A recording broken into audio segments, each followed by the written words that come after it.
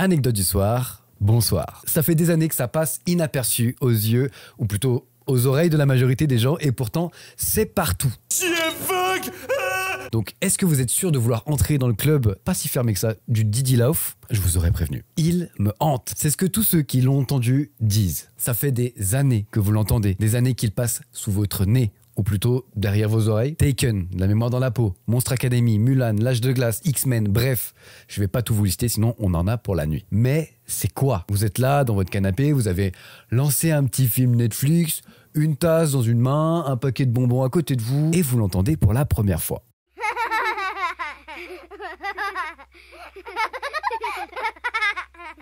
Et il est là dans votre tête, il résonne et il va résonner de plus en plus fort. Parce qu'il hante toutes les productions, les films, les séries et même les jeux vidéo. Pourquoi il est partout en fait ce rire? C'est la question qu'on se pose tous ceux qui l'ont entendu et reconnu. Déjà, ce qui est sûr, c'est que c'est pas comme le cri Willem. Parce que le cri Willem, c'est une vanne en fait, qui s'est créée entre la production du film et les spectateurs. Un peu comme un running gag, une bonne farce, un easter egg. Bref. Aujourd'hui, on parle du Didi Love, le rire d'enfant le plus connu du monde, même si la majorité des gens ne savent pas qu'ils le connaissent.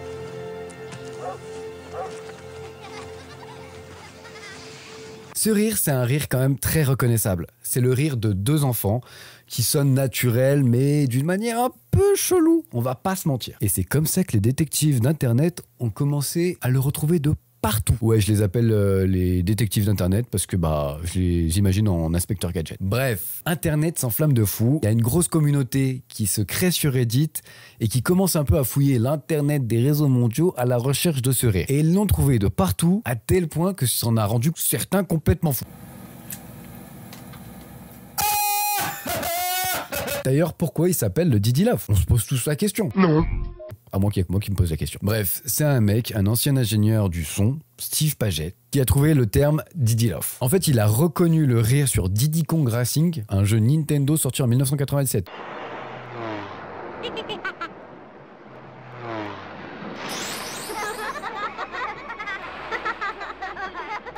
Quand je dis que le truc en tout, c'est qu'il a installé depuis giga longtemps ce rire quand même. Une fois qu'il l'a remarqué sur le jeu, le bon vieux Steve, il le retrouve de partout. Il va créer un blog qu'il va appeler Didi Love. Sur le blog, il va mettre des enregistrements de toutes les fois où il entend le son. Ouais, c'est un mec motivé. La majorité des gens, il sera en mode « Oh Gisèle, j'ai encore entendu le son. Oh, un petit peu chiant quand même, hein ?» Et il boufferait un popcorn, il passerait à la suite, quoi. Hein. Et à force de mettre des choses, au bout d'un moment, en fait, le phénomène, il prend de l'ampleur et son blog, il pète. Et c'est comme ça que le Didi Love s'est démocratisé. C'est juste le nom du blog qui parle de ce rire. Mais on répond pas à la question d'où il vient ce rire. C'est quoi ça? D'où ça sort? Comment c'est possible? Déjà, il faut savoir que quand un effet sonore comme ce rire par exemple, il est créé, il est placé directement dans une bibliothèque de son. Parce que comme ça, il n'y a pas besoin de le recréer à chaque fois. Parce que giga flemme de faire un rire à chaque fois que tu fais un film. Donc il y a des inspecteurs gadgets qui sont allés poser la question au compositeur de Diddy Kong Racing.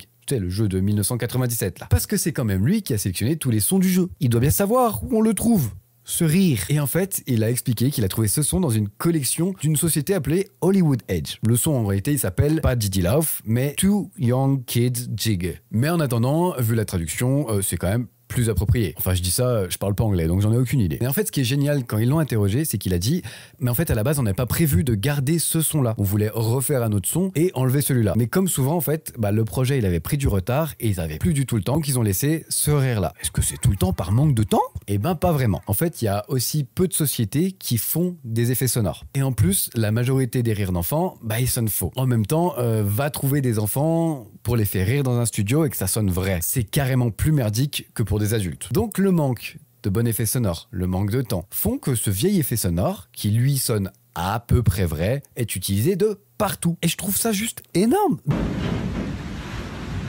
Énorme de se dire qu'un effet sonore d'une banque qui date probablement des années 50 est utilisé partout, même encore aujourd'hui, et que malgré les millions de dollars de budget qu'ont les films, ça change rien du tout. Et pour ce qui est d'où il vient, c'est impossible de le retracer, parce que la société à l'origine de son, ils ont fait faillite et ils avaient gardé aucune trace de son. tu m'étonnes qu'ils ont fait faillite. Mais ce qui est clairement certain, c'est que maintenant, vous allez l'entendre de partout. Et vous faites partie du club du DT Love. D'autant plus que Hollywood Edge, donc la société qui a créé ce son, a été rachetée par une entreprise de Toronto qui s'appelle Sound Ideas. Et elle travaille pour des entreprises comme Lucasfilm ou Warner Bros.